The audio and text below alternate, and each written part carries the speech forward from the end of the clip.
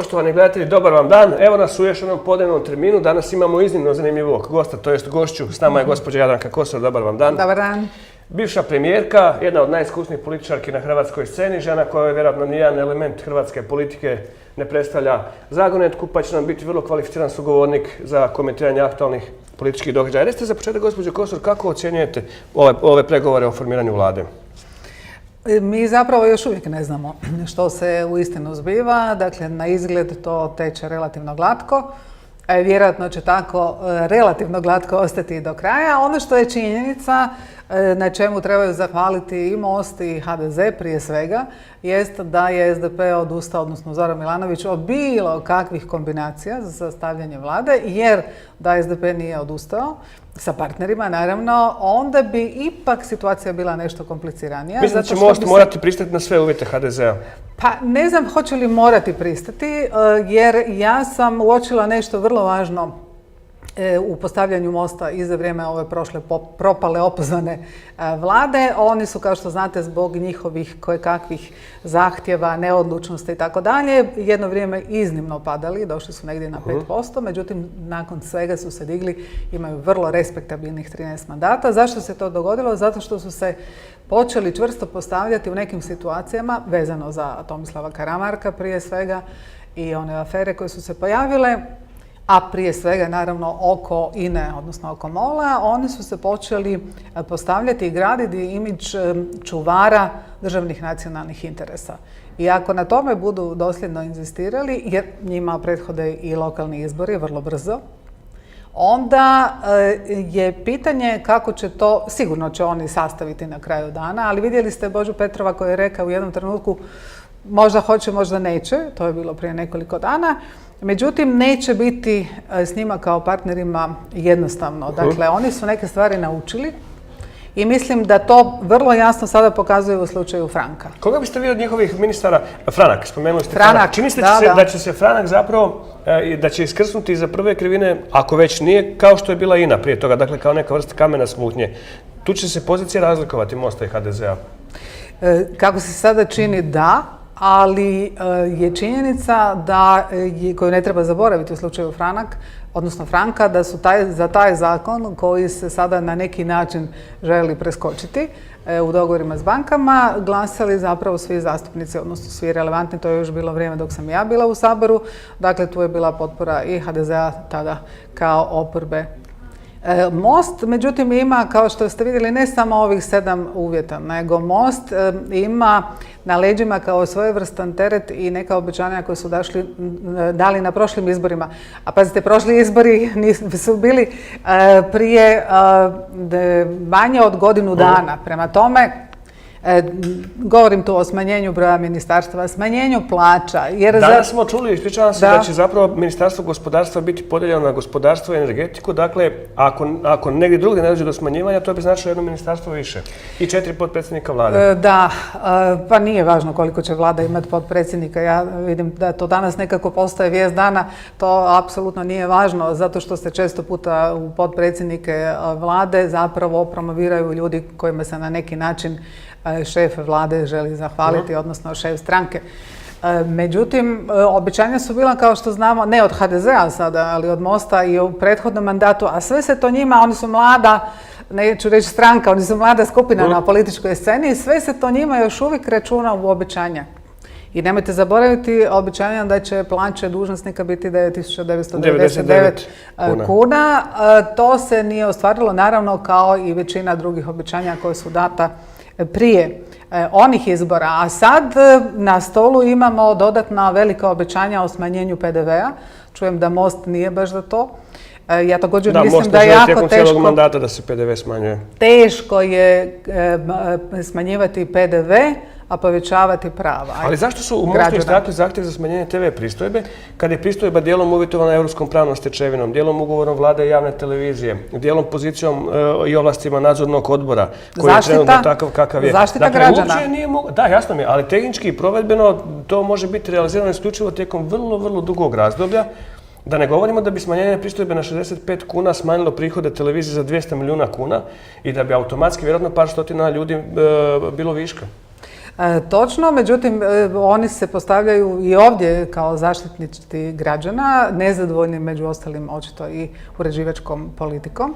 I vrlo jasno artikuliraju da treba smanjiti teret građanima.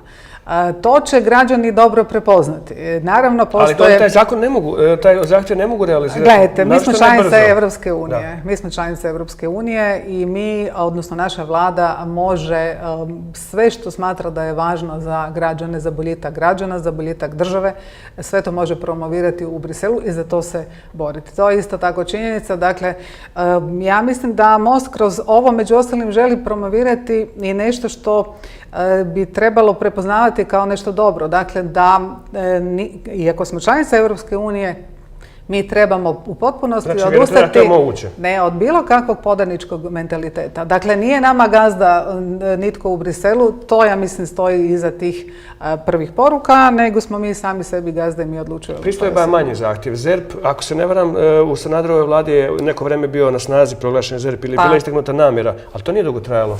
Da, ali ZERP je dosta složeno pitanje, međutim ja mislim da se tu isto tako treba postavljati suvereno kao članica Europske unije. Dakle, sve ovo što sam vam malo prije rekla, pa to je sada zapravo unutarnje pitanje čak i u okviru Europske unije. Dakle, ono što su, dok su nama to zapravo spočitavali i recimo zabranjivali, dotle su to neke zemlje upravo Europske unije, ali to je bilo prije dok nismo bili članica. Dakle, ja mislim da iza ovih zahtjeva zapravo stoji nešto, to ćemo vidjeti, to je moje mišljenje, to bih ja tako.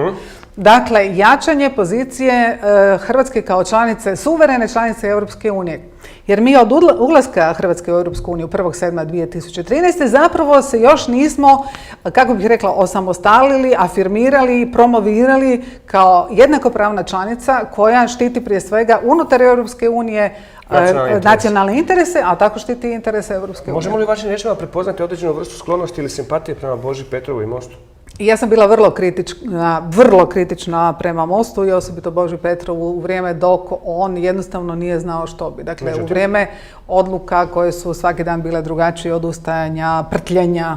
Međutim, ovo što su napravili, ponavljam, u posljednjim mjesecima prošle vlade koja je bila izrazito loša, gdje su se postavljali i sjetite se, oko smjenja Dragutina Lozančića, dakle oko situacije u SOA-i, oko nastojanja da se zavlada MUP-om, dakle represivnim aparatom. Oko INE, i da, oko INE, a gledajte, to su... To je bilo nesumnjivo obrana nacionalnog interesa. Da, jer se mnogima činilo da će oni tu pokleknuti, jer recimo oko INE MOL-a nisu puno znali. Međutim, u međuvremenu su ojačali i ja samo gledam kao promatrač. Ja mislim da oni sada žele očuvati ovo što su im birači ponovo dali kao nagradu. Znači, birači su najprije odustali od njih, ali su im ponovo dali nagradu i određena očekivanja. Ako ta očekivanja iznevjere, na sljedeće izbore ne moraju ići. Dakle, pozicije pregovarača su ne sasvim jasne, ali se naslučuju. HDZ je izgleda sklon dogovoru sa bankama prema kojemu bi banke dobile određenu odštetu iz državnog proračuna za trošak konverzije franka. Spominje se cifra od 3,8 milijardi kuna kako bi se izbjegla arbitraža. Most je protiv toga, Most smatra da je to pitanje INE. Može li se Hrvatska država uopće financirati, može li se priuštiti rad sa bankama? I drugo, mogu li banke sebi priuštiti rad sa državom? Jer država ima nesumnjivo puno instrumenta na raspolaganju ukoliko do takvog sukoba dođe. Naravno, činjenica jest koju sam ja kao premijerka iskusila, banke se u startu, jer sam ja pokušavala nešto riješiti oko franka, odnosno oko činjenice da su mnogi hrvatski građani zbog kredita u francima došli u dužničko ropstvo i da su mnogi završili u bolnicama, da su neki izvršili suicid i tako dalje. Njihovo ponašanje, njihov stav je bio u prvom trenutku, na prvom sastanku iznimno ponižavajući. I to je činjenica, to sebi ni jedna vlada, suverene države, bilo gdje u svijetu, pa tako ni u Hrvatskoj, ne može dopustiti. Mislite da je ispod žita postignut neki dogovor? Ne znam, to bi bilo pretenciozno da ja zaključujem. A hoće li to biti kamen smutnje između Mosta i HDZ-a? Moguće je, ako se Most tu čvrsto opet postavi. Oni na tome samo dobivaju naklonost birača. Znate, tu nema dvojbe. Sjetite se jedne izjave, ja mislim da je ona bila prije, zapravo neposredno nakon izbora. Ako ne bi bilo moguće sklopiti vladu prema našim uvjetima, mogući su i novi izbori. Dakle, ja mislim da oni tu, jer HDZ nema tu velikog prostora. Znate, imati vladu bez Mosta, koja bi bila stabilna, a vladu sklepati sa manjinama... Ali ako uđe još HSS pa HNS koji nije baš tako nezamislivo daleko. Oni su svi ušli u Hrvatski sabor, kad spominjete HSS i HNS, u jednoj drugoj koaliciji sa SDP-om. Oni naravno svi žele u vlasti, to je činjenica. Međutim, kako okreneš leđa jednom, oni koji okrenu leđa jednom, okrenu lako leđa i drugome. Znači, za stabilnu vladu potrebno je da se dogovore prije svega Most i HDZ. Recite mi, vas je u politiku uveo Franjo Tuđman, vi ste u politiku uveli Andreja Plenkovića i ne samo njega, nego i Ivanu Maletić. Vi ste zapravo doveli...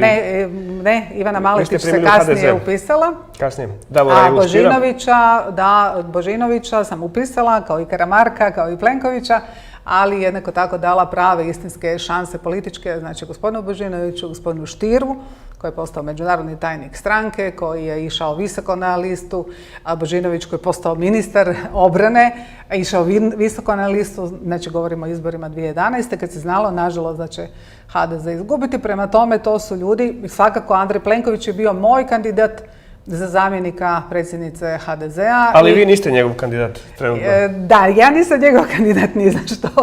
Čak ni za kavu. Čak ni za kavu. Šta to govori Andrej? Kakav je on kao čovjek? Ima li on intelektualno očito kapacitiran i sasvim sigurno je jedan od najobrazovanijih naših političara, posebno u toj generaciji? Izgleda da ne gubi živce nikada, vrlo je hladnokrvan, smiren, na sve reagira onako vrlo suvereno. Kako će se on nositi s tim teškim poslom? Vi ga odlično poznajete. Ne znam, teško je. Znate, svi misle da je lako voditi vladu. To je jedan od apsolutno najtežih političkih poslova uopće. Apsolutno. Prema tome, tad će se to vidjeti kakav je to profil. Ali kad me pitate o njemu, budući da je on zapravo i u hrvatskim medijima i drugdje i u vlastitoj stranci u ovom trenutku promoviran kao demokratska ikona. Dakle, on je naš Kennedy, apsolutno demokratska ikona. Onda naravno da se ima pravo propitivati i ovo što se zovu neke osobne sitnice. Pa propitajmo osobne sitnice. Zašto vas ne zove na kavu? Osobne relacije. Kad vam dođe ovdje u vaš studio, a vjerujem da hoće, onda ga to pitajte. Dakle, ako gospodin Plenković je prekinuo svaku komunikaciju sa mnom od gubitka unutar stranačkih izbora, jer smo bili dio ekipe i svi zajedno nismo pobjedili. A prema tome, ja sam u međuvremenu prošla, kao što znate, puno teških dionica, izbačena sam iz stranke. Dakle, to je bila Karamarkova odluka zbog toga što nisam dopuštala da se sve nas iz bivšeg vodstva HDZ-a označava, kao što je on to činio, kao one koji su se odrekli Franje Tuđmana i koji su dekroatizirali Hrvatsku. Ja to jednostavno nisam mogla dopustiti, a u to vrijeme dok su mene izbacivali iz stranke, u tom predsjedništvu koje me izbacilo je bio i njegov vrlo blizak suradnik, danas Gordan Jandroković. Dakle, meni se označavalo zecom iz SDP-ovog šešira, kao u ostalom i Prgometa, koji je međutim otišao sam iz stranke. Mene su izbacili. Hoću reći, gospodin Plenković u to vrijeme ništa nije rekao protiv tog nedemokratskog izbacivanja iz HDZ-a. I zato govorim, ako se želi zaista postaviti kao ikona demokracije, demokratskog, europskog, hrvatskog puta, onda mora dati, ne kažem da mora sa mnom piti kavu, ali morao bi dati javnosti odgovor na pitanje zašto sam ja persona non grata. Nije ga dao. Ali ne mora, naravno. Znate zašto? Zato što svi i mnogi ljudi u politici misle danas je ona neka tema mala, sutra će svi zaboraviti i tako jest. Dobro, u HDZ-u nismo nikad imali tradiciju, pa čak ni u SDP-u, pobune protiv vođe ili bilo kakvog kritičkog propitivanja, što je vjerojatno jedna od rak rana hrvatskog političkog sustava. U SDP-u je bilo više ljudi ipak. Bilo je više, da, ali recimo na Milanovića nije bilo baš... Pa ne, ali recimo sjetite se kad se spremalo izbacivanje Slavka Linića, bilo je ljudi koji su rekli nešto javno. To je bilo vrlo žestoko, 52 glasa su bila. Oko Aleksandre Korbarić koja nije bila premijerka, nije bila predsjednica, ne umanjujem naravno njen značaj ni na koji način, je bilo ljudi koji su se javljali, pa i sad ima ljudi koji se javljaju i kažu da bi je trebalo vratiti. Oko mog slučaja se apsolutno nitko ne izjašnjava. Ima li Gordan Jandroković šanse doživjeti Šeksovu političku dob? Vidimo da on iza svake krivine, on nikad ne ispada u krivinama, nego se uvijek ukrcava zapravo. Kako je taj čovjek tako politički vitalan?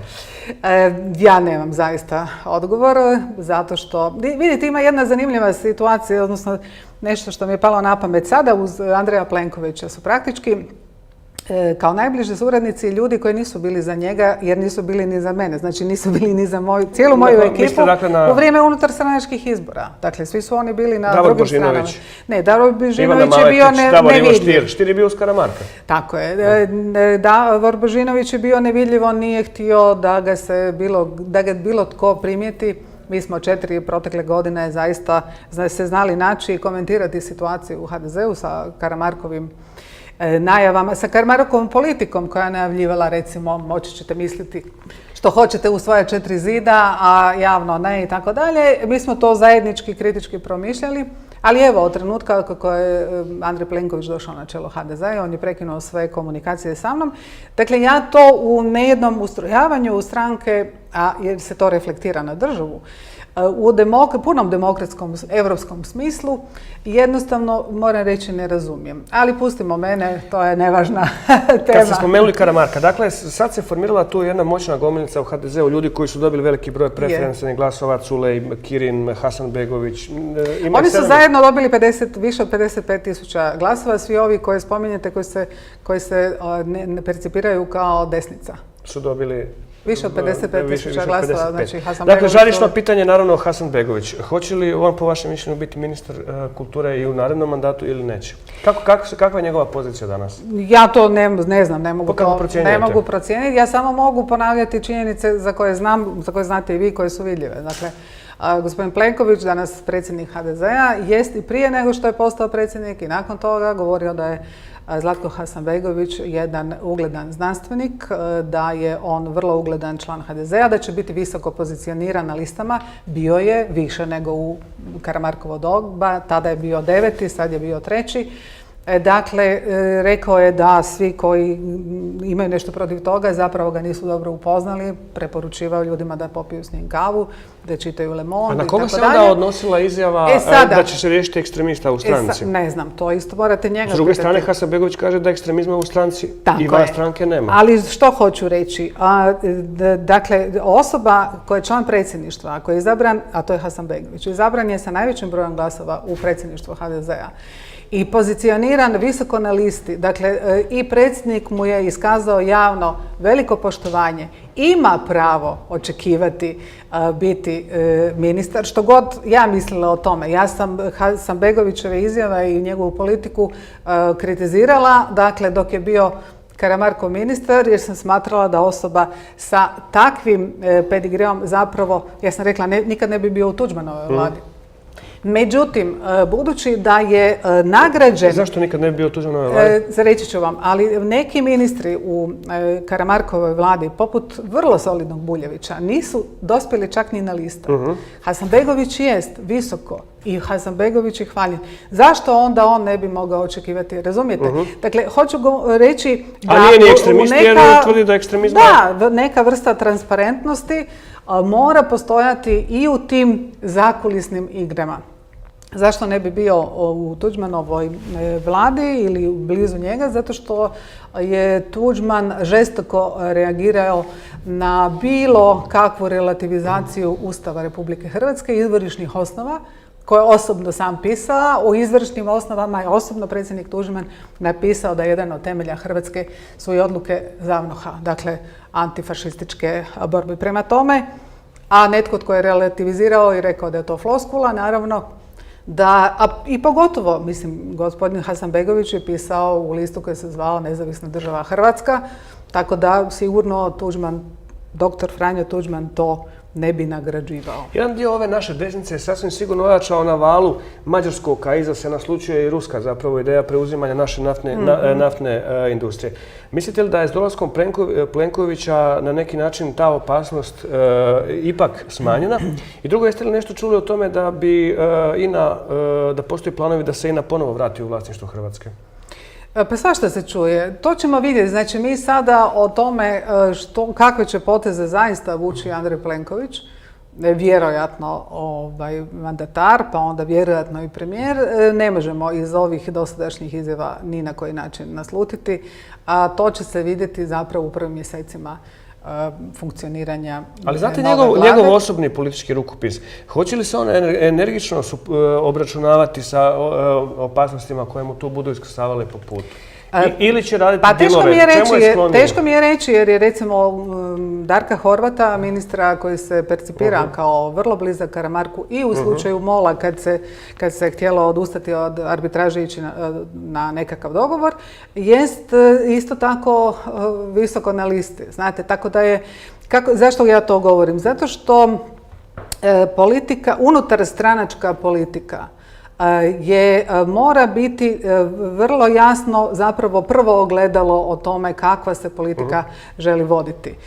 Tako da svi oni koji su došli na liste su isto tako poruka urbi et orbi, dakle kakva se politika treba, pogotovo političari, bivši ministri koji su na bilo koji način nečim obilježeni, pozitivno ili negativno. A drugo, ako želite, kako bih rekla, bildati taj demokratski diskurs vođenja stranke pa onda i vlade, onda morate poštovati i sve ono što se zovu unutar stranački demokratski procesi. Što hoću reći? Ljudi koji su izabrani demokratskim putem na Saboru HDZ-a kao članovi predsjedništva HDZ-a, morali bi sudjelovati i u ovim pregovorima. I sad mi tu imamo problem. Ako želimo poštovati demokratski proces, onda moramo instalirati ljude koji se ne percipiraju kao demokrati. Pritom mislim na ovu desniju struju unutar HDZ-a. Ali nisu oni instalirani, oni su izabrani. Ne, kažem, ako želimo poštovati procese, moramo ih...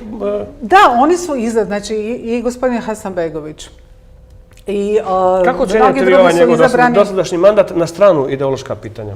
Dakle, kao ministra kulture. Pa ja sam vam upravo malo prije rekla da sam vrlo često kritizirala njegove odluke.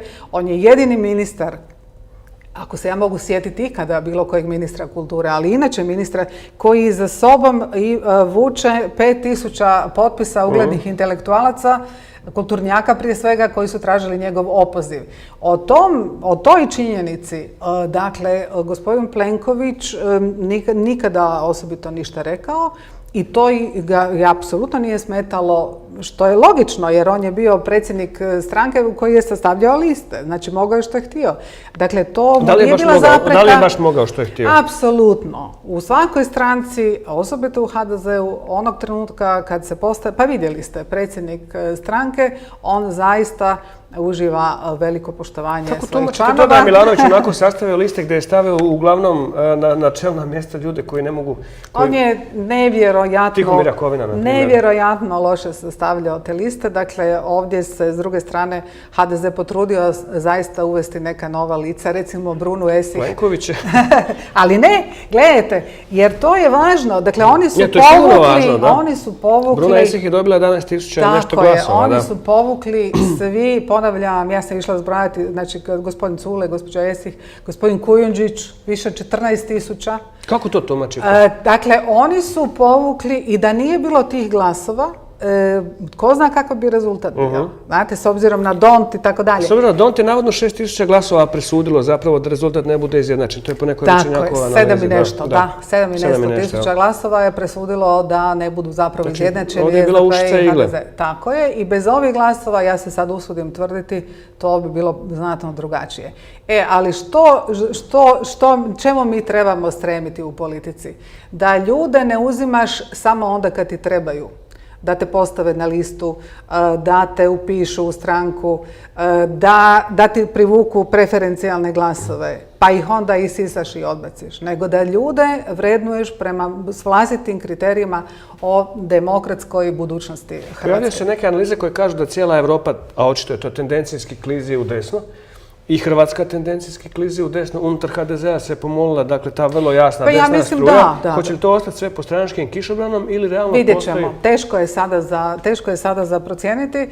Ovisi o tome koliko će biti uspješna vlada. Dakle, sve ovisi o tome. Za sad svi misle da će to biti 2 mandata, 8 godina Andreja Plenkovića. Gledajte, to je jako teško, jako teško zato što dolaze Dakle, dolaze teški dani, a gospodin Plenković, naravno, to ne govorim da bih bilo koji način kritizirala, on nema za sada tog političkog iskustva, dakle, u vođenju nekog velikog resursa. Dakle, ja sam prije toga bila i ministrica obitelji, branitelja, međugeneracijske solidarnosti i to vas nauči nekim mehanizmima. Milanović se učio pune 3 godine, on je tek sa poplavom u Gunji on je na samo u neki zadnjoj način. godini nešto počeo raditi i vraćam se njemu. On je nevjerojatno traljavo sastavljao liste, dakle da nije našao 10 novih imena, 10 ljevih intelektualaca, jer on računa na glasove ljevice. On se prtljao sa besplotnim razgovorima u 4 oka koji su na kraju izbili u javnost, dakle time se bi znatno naštetio, a s druge strane se činilo se kao da je zapravo nezainteresiran. Na neki način, što se pokazalo i nakon izbora. Ta stranka 4 godine imala kontakt ni sa kulturom, ni sa kazalištima, ni sa nakladništvom knjiga, manje više to je resorno bilo prepušteno HNS-u, dok s druge strane na ovoj desnoj sceni imamo vrlo invazivan, vrlo pametan, osmišljen pristup udruga u ime obitelji, ne znam, jednog dijela Mosta, gospodina Relkovića, koji je Stier bio u toj koloniji, znači u potpori gospođi Markić i gospođi Orešković koji su vodile taj, znači tu se vrlo jasno zapravo profilira taj, pa usudim se reći, vrlo, vrlo konzervativni pristup mnogim pitanjima, jer HDZ nikada, dakle sad se HDZ kvalificira kao demokršćanska stranka. Predsjednik Tuđman, koji je najzaslužniji za stvaranje stranke, inzistirao uvijek na tome da to bude narodnjačka stranka. HSS-ovska linija i antifašizam. Okupljanje. Tako je, da. I sada, ako i gospodin Plenković želi, kao što je najavio, ovo će biti politika okupljanja, ja onda naravno s pravom kao izbačena se pitam gdje sam tu ja. Znate zašto? Zato što je on rekao u intervjuu u Večernjem listu da su gospodin Prgomet i Kujundžić otišli jer se nisu slagali sa bivšim vodstvom, u kojem je sjedio i Gordan Jandroković, by the way, najbliži sada suradnik. A šta, ja sam izbačena zato što sam se slagala. Razumijete? Dakle, isti kriteriji bi morali, ne govorim sada o sebi, govorim o funkcioniranju politike. A šta kaže gospodin Šeks na to? On je dobar i sa vama i sa njima? Pa gospodin Šeks je... I kotira kao jedna vrsta, kako bi rekao, patrijarha. Sad je on u nekoj novoj vrsti, nekom novom obliku svoje političke nove mladosti, jer je vrlo, vrlo utjecajan, ja mislim i dalje. Vrlo je utjecajan. Da, ja mislim da i dalje, da bez njega, njegove uloge... Plenković od toga ne može imati štete, pretpostavljam. Ne. Bez obzira na sve uspone i padove, gospodin Šeks je vrlo utjecajan u HDZ-u. A Karamarko? Pa on je dalje ponosan član stranke. A da li ponosni član stranke vodi neke svoje politike? Ne znam to. Mene nije zvao. Da, to vjerujem, da. Mene nije zvao. Kako vi inače tumačite to da je on bio sve vezano uz Karamarkovo političko rođenje u HDZ-u, odnosno uskrs, da tako kažem, politički strašna zagonetka. Niko ne zna kako je on izabran. Koje su se to sile urotile da... Pa možda ćemo jednog dana saznati. A imate li bilo kakvih naznaka toga? A ne znam, gledajte, ljudi, onda što ja znam iz vlastitog iskustva, praktički preko noći... Skoro je karambulirao stranu. Preko noći svi su se okrenuli k njemu. Da, preko noći. Dakle, i on je preko noći, ja sam ostala sama gledajući šta se zbiva, ali jedan dio ljudi se i dalje sa mnom htio sastajati i piti kavu, ali vrlo tajno. Je li moguće da je iza njegovog izbora stajao Stjepan Mesić i njegovi krugovi koji su na taj način htjeli, ne znam, ili držati kontrolu nad jednim dijelom scene ili omogućiti doživotni mandat Zoranu Milanoviću, što se čini podjednako mogućim? Ne znam, vi znate da su oni bili vrlo bliski suradnici, dakle sve su to bili vrlo bliski suradnici. Pa evo, gospodin Božinović je bio, ako se ne dobro sjećam, šef kabineta. Da, točno. On je bio savjetnik u Ministarstvu obrane SR Hrvatske još 87. Dakle u prošlom sustavu. Da, tako da dakle, ali gledajte, Hrvatska je mala zemlja i hrvatska politika još uvijek zapravo okuplja jedan uski krug ljudi. Svi su međusobno na kraju dana, kao što vidite, manje ili više povezani. I gospodin Mesić sada isto uživa, kao što vidite, on je... Putuje, ne mogu ga izbaciti. Ne mogu ga izbaciti iz njegovih tih prostorija, što je zanimljivo jer izbacivanje je zapravo pokrenuto od bivših najbližih suradnika i tako dalje, ali njemu je dobro. Tako da, evo, ispada da su neki uspjeli održati neke stare veze, a nekima su sve te veze pokidane. Na samom smo kraju, recite nam još samo za kraj, dakle ne očekujete probleme u sastavljanju vlade, problemi će se vjerojatno pojaviti. Kako vidite idući kvartal? Ne, bitno je samo sad što će biti u programu, to bi isto trebalo biti jako javno, jako bismo prije... Bilo dobro da budu i neki datumi, da se točno zna kad što žele. Apsolutno, znači program nakon onog sramotnog PowerPointa Oreškovićeva kojeg smo gledali u Saboru, sad očekujem da se zastupnicima podijeli program Vlade Republike Hrvatske s rokovima. Do tad ćemo napraviti to, do tad ćemo napraviti to. A s druge strane očekujem, i budući da je vjerojatno da će manjine podržati vladu, očekujem da nam budu transparentno prikazani javnosti i sporazumi, pojedinačni sporazumi određenih zastupnika manjina, odnosno stranaka. To je važno i to je važno zbog mnogo čega. I zbog demokratske kulture. Gospođo Kosor, hvala vam. Bila je to gospođa Jadranka Kosor. Danas popodne imamo još jednu emisiju. Gost će nam biti Ivan Vrdoljak, bivši ministar gospodarstva, koji će sasvim sigurno imati što reći i o političkim pregovorima i o sastavljanju nove vlade i o tome šta očekuje od dogledne budućnosti. Hvala vam i doviđenja.